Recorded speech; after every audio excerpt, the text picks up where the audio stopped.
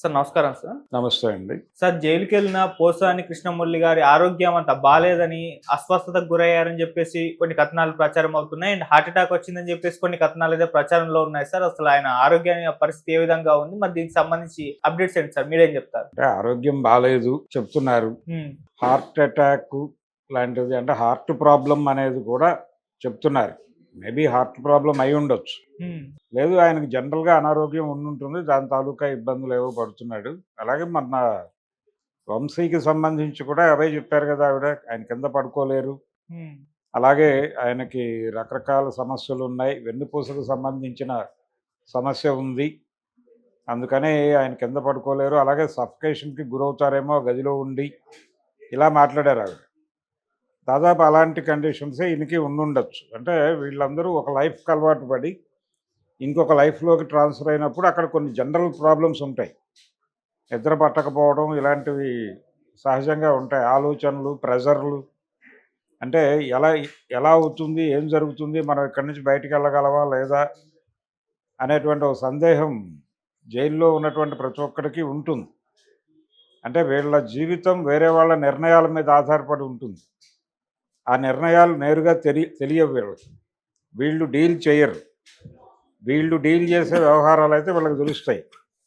కానీ వీళ్ళ తరఫున లాయర్లు మాట్లాడేటువంటి వ్యవహారంలో వీళ్ళకి సందేహాలుంటాయి.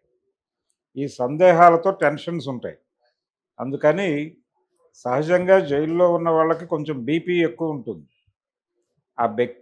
బీపీ ఎక్కువ ఉండటం లాంటి సమస్యలు, ఆ ఫ్లక్చుయేషన్ ఏదైనా అనారోగ్యానికి గురైతే అయి ఉండొచ్చు ఆయన.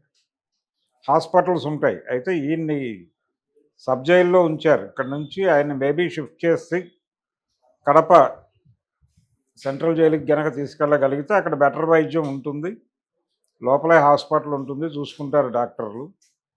లేదు జనరల్ హాస్పిటల్‌లో కూడా ఈ ప్రిజనర్స్ వార్డ్ ఉంటుంది. ఆ ప్రిజనర్స్ వార్డ్‌లో ఉంచి ఆయనకి ట్రీట్మెంట్ ఇవ్వచ్చు. హ్మ్. ఇవన్నీ సహజంగా జరిగేవే. అందరి ఖైదీలకి జరిగేవే. వీళ్ళు కొంచెం స్పెషల్‌గా మనం మాట్లాడుకుంటున్నాం సెలబ్రిటీస్ కాబట్టి. అంతకు మించి వేరే ఇదేం లేదు. ట్రీట్మెంట్ అందిస్తారు. ట్రీట్మెంట్ అందించకుండా ఉండరు. మరీ ప్రాబ్లమ్ అనుకుంటే ఇమ్మీడియట్‌గా హాస్పిటల్‌లో జాయిన్ చేసేస్తారు. జాయిన్ చేస్తారు. చాలా ప్రభుత్వ ఆసుపత్రుల్లో ప్రిజన్ వార్డ్స్ ఉంటాయి. ఆ ప్రిజన్ వార్డ్స్‌లోనే ఉంచుతారు. అవసరమైతే ప్రైవేట్ హాస్పిటల్‌కి కూడా పంపిస్తారు. డబ్బులు వీళ్ళు పెట్టుకుంటానంటే వీళ్ళతో డబ్బులు పెట్టిస్తారు. ఇవన్నీ జరుగుతాయి. కాబట్టి టెన్షన్ పడాల్సిన అవసరం లేదు ఆయన ఆరోగ్యం గురించి. హ్మ్. ఆయన ఆరోగ్యం పరిరక్షించడానికి అన్ని చర్యలు ప్రభుత్వం తీసుకుంటుంది. ఎందుకంటే ఇది ఇది గనక ప్రాబ్లమ్ అయితే ఇది ఇష్యూ కింద మారుతుంది. అతను సెలబ్రిటీ కాబట్టి.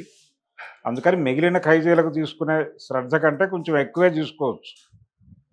సో, అది పరిస్థితి.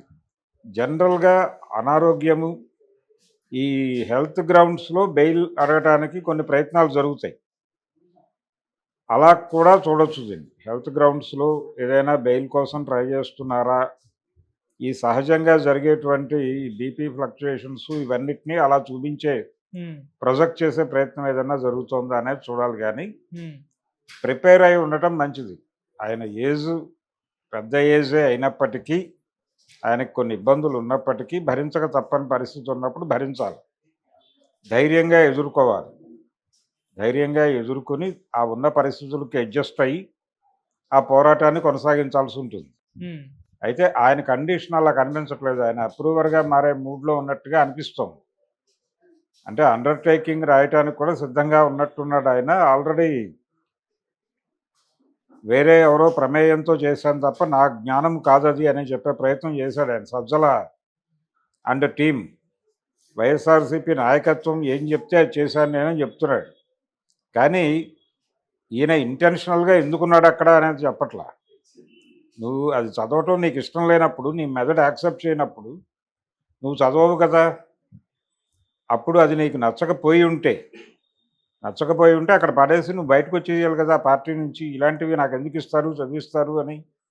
అంటే నువ్వు ఎంజాయ్ చేసావు దాన్ని. వాళ్ళు పంపించారు అనేది నమ్మితే. వాళ్ళు పంపిన స్క్రిప్ట్‌లే ఈయన చదివుంటే ఈయన ఎంజాయ్ చేసి చదివాడు. దాన్ని అభినయించానని చెప్తున్నాడు. దానికేమన్నా రెమ్యూనరేషన్ తీసుకున్నావా నువ్వు? ఆ రెమ్యూనరేషన్ కింద నీకు ఆ విడిసి చైర్మన్ ఇచ్చారా? ఆ క్లారిటీ ఉండాలి కదా! అది కూడా లేదు.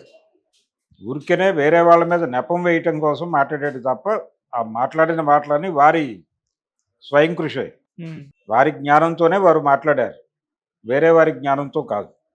కాకపోతే అలా ప్రొజెక్ట్ చేస్తున్నారు, అది పోలీసు వాళ్ళు అలా డ్రైవ్ చేస్తారు. ఉమ్, అవన్నీ మాట్లాడేసాడు, అయిపోయింది, ఆయన చేయవలసిన పని అయిపోయింది. ప్రస్తుతం ఆయన ఈ అప్రూవర్గా మారటము అనేటువంటి కార్యక్రమంలో ఉన్నాడు. ఆ ప్రయత్నం వర్కౌట్ అయిపోతే బయటకు వచ్చేస్తాడు. ఆ బయటకు రావడానికి ఒక గ్రౌండ్ ప్రిపరేషన్లో భాగంగా ఈ అనారోగ్యం గురించి మాట్లాడుతున్నారు. ఉమ్, అనారోగ్యము లోపల సమస్యలు డెఫినెట్గా ఉంటాయి. దోమలు కొడతాయి, దుప్పట్లు అవన్నీ కప్పుకొని జాగ్రత్తగా తను తాను ప్రొటెక్ట్ చేసుకోవాల్సి ఉంటుంది. ఈ దోమల గొడవ ఆ మధ్య చంద్రబాబు గారు జైల్లో ఉన్నప్పుడు కూడా వచ్చింది, దోమలు ఉన్నాయి లోపల అని. దాని మీద సెటైర్లు వేశారు బయట అంబటి రాంబాబు లాంటి వాళ్ళు. ఉమ్. జైల్లో దోమలు కాకపోతే ఏనుగులు ఉంటాయా అన్న టైప్లో రంభా ఊర్వశి. రంభా ఓరోసులు ఉంటారా అని కూడా మాట్లాడారు. కాబట్టి ఇవన్నీ భరించాలి, ఇవన్నీ భరించాలి. అన్ని సౌకర్యాలు ఉండాలి అంటే ఇంట్లోలాగా జైలు ఉండాలంటే కుదరదు. కాబట్టి ఇల్లులాగా జైలు ఉండాలి అనే ప్రయత్నం అయితే చేస్తారు వాళ్ళు, కానీ అలా ఉండే అవకాశం తక్కువ. కాకపోతే ఈయన మరీ సబ్ జైల్లో ఉండటాన్ని డైజెస్ట్ చేసుకోలేకపోతూ ఉండొచ్చు. సబ్ జైల్లో ఒక 3 సార్లు ఓపెన్ చేస్తారు మామూలుగా పాత పద్ధతుల్లో అయితే.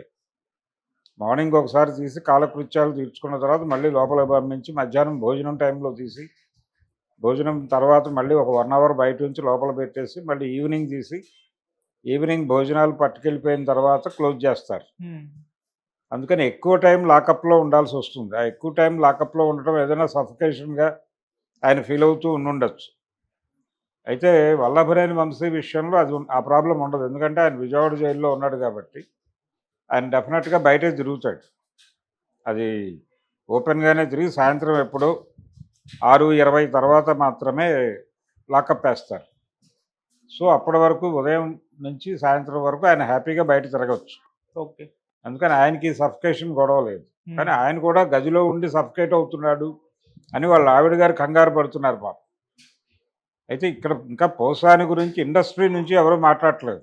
ఉమ్, అరే ఒక ఇండస్ట్రీ మనిషిని అరెస్ట్ చేశారా అని ఎవరు ఇప్పటిదాకా ఖండించటమో సమర్థించటమో ఏమీ చేయలే. ఉమ్, ఇది ఒక విచిత్రమైనటువంటి పరిస్థితి. ఉమ్, అంటే ఆయన చాలా కాలం క్రితం ఒక రకంగా ఇండస్ట్రీ అతన్ని పక్కన పెట్టేసిందేమో అనిపిస్తుంది.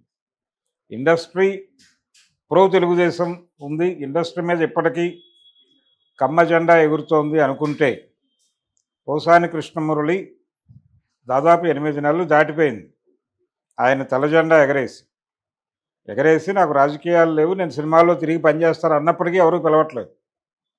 ఇప్పటి వరకు ఒక పాత్ర కానీ లేకపోతే ఒక సినిమాకి రైటర్గా కానీ ఆయన తీసుకున్నట్టుగా ఎక్కడా మనం చూడలేదు ఈ 8 నెలల్లో. ఉమ్. అందుకని ఇండస్ట్రీ కూడా పక్కన పెట్టేసినట్టుంది. ఓకే. ఈ జైలుకి వెళ్ళి రావటం వలన ఏమవుతుందంటే ఈ అండర్టేకింగ్ రాసేయటము వీళ్ళందరి మీద వీళ్ళందరినీ కాయిన్ చేస్తున్నాడు ఆయన. ఇప్పుడు సజ్జల రామకృష్ణారెడ్డిని, వాళ్ళ అబ్బాయిని, వీళ్ళందరి పేర్లు ప్రస్తావించడం అనేది డెఫినెట్గా ఆ సెక్షన్ అప్రిషియేట్ చేసేటువంటి కార్యక్రమం. తద్వారా ఈ ఈ హడావిడంతా జరిగిన తర్వాత మళ్ళీ ఆయన వాళ్ళ పాత మిత్రులతో పునరేకీకరణ జరిగి మళ్ళీ సినిమా ఇండస్ట్రీలో ప్రవేశిస్తాడేమో చూడాలి. ఆ ప్రవేశించడానికి ఇది ఉపయోగపడుతుంది అని అలా ఏమన్నా వ్యవహరిస్తున్నాడేమో కూడా చూడాలి. ఓకే. ఈ అరెస్టుని తన కెరియర్కి ఉపయోగించుకునే ప్రయత్నం ఏదైనా చేస్తున్నాడా పోసాని? ఉమ్, అనవసరంగా ఈ వ్యూహం తెలియక పొన్నవోలు అలాగే వైఎస్ జగన్ ఎక్కువ పూసుకుంటున్నారా ఈ అరెస్ట్ని అనేది కూడా ఆలోచించాలి. ఉమ్, వాళ్ళు ఆల్మోస్ట్ తప్పుకోవచ్చు, బహుశా తనే చెప్పేస్తాడు, బాబు మీరుంటే నాకు ఇబ్బంది, మీరు లేకపోతే నేను ఏదో తిప్పలు పడి బయటకు వచ్చేస్తాను అని. అది మొత్తానికి ఒక సరెండర్ ప్రోగ్రామ్ అయితే జరుగుతోంది. ఓకే. అందులో భాగంగానే చూడాలి ఈయన అనారోగ్యాలు ఇతర వ్యవహారాలు కూడా. కానీ సార్ జగన్మోహన్ రెడ్డి గారు మరి ములాఖత్కు వెళ్ళే అవకాశం ఏమన్నా ఉందా సార్? అంటే మామూలుగా ఆ ప్రోగ్రామ్ అయినా పెట్టుకున్నారు, ఆల్రెడీ ఒకసారి ఫోన్ కూడా చేశారు వీళ్ళ వైఫ్కి. మరి వెళ్ళి కలిసి బయటకు వచ్చి ప్రెస్తో మాట్లాడతారంటారా సార్? ఈయన వెళ్ళి మాట్లాడితే ఉమ్, మాట్లాడటానికి ఆయన అంగీకరిస్తాడా అనేది చూడాలి. పోసాని కృష్ణమురళి అంగీకరించాలి కదా, లోపలికి కాగితం వెళ్తుంది, ములాఖాత్ కాగితం. ఆయన సంతకం పెట్టి బయటకు వస్తాడా అనేది చూడాలి. ఒకవేళ భయపడి వస్తే రావచ్చు, కానీ దానివలన అదనపు తలకాయ నొప్పులు, అనవసరమైన తలకాయ నొప్పులు వస్తాయేమో అని భయపడుతున్నట్టున్నాడు అతను. ఆ భయం అయితే ఉంది అతనికి, ఆ భయం అయితే ఉంది. తను ఏ స్టాండ్ అయితే ప్రకటించాడో, నేను రాజకీయాలకు దూరం, ఏ పార్టీతో నాకు ఏ సంబంధం లేదు, నేను రాజీనామా చేసేసాను అని మాట్లాడాడు ఆ రోజు. మరి ఒకవేళ అవే నిజమైతే ఈ రోజు వీళ్ళందరూ వచ్చి పూసుకునేవాళ్ళు కాదు కదా, ఉమ్, కానీ పూసుకుంటున్నారు. ఇది తనని ఇబ్బంది పెట్టడానికే పూసుకుంటున్నారు. దీన్ని వాడుకొని ప్రతిపక్షం మీద, అధికార పక్షం మీద దాడి చేయడానికి ఒక అద్భుతమైన అవకాశంగా వినియోగించుకుంటున్నారు అని అనుకుంటున్నాడు ఆయన. ఈ ఫీలింగ్‌లో ఉన్నవాడి కోసం జగన్మోహన్ రెడ్డి వెళ్లి ఎందుకు టైం వేస్ట్ చేసుకుంటాడు? ఒకవేళ వెళ్ళినా అక్కడ జరిగేది ఉంటుంది. ఆయన ఆల్రెడీ లొంగుబాటుకు సిద్ధంగా ఉన్నటువంటి జీవి. ఆ తత్వంతోనే ఇవన్నీ మాట్లాడుతున్నాడు ఆయన. ఇన్ని రకాల ఇబ్బందులు ఉన్నాయి అనే విషయం ఆయన మాట్లాడటం వెనకాల ఇదే కారణం. ఉమ్. అందుకని పోసాని దగ్గరికి జగన్ వెళ్తాడు అని ఆల్రెడీ బయట చర్చ జరుగుతోంది. ఈ జరుగుతున్న చర్చ అంతా జగన్ దృష్టిలో కూడా ఉంటుంది న్యాచురల్‌గానే. ఓకే. ఉంటుంది కాబట్టి తను కొంత సంయమనంతో వ్యవహరించే అవకాశం అయితే ఉంది. Okay sir. తన బాధ్యతగా తన లాయర్‌ని పంపించాడు. తను వాళ్ళ ఆవిడతో మాట్లాడాడు. అక్కడితో తన బాధ్యత అయిపోయింది అనుకుంటున్నాడు ఆయన. Thank you so much. Thank you.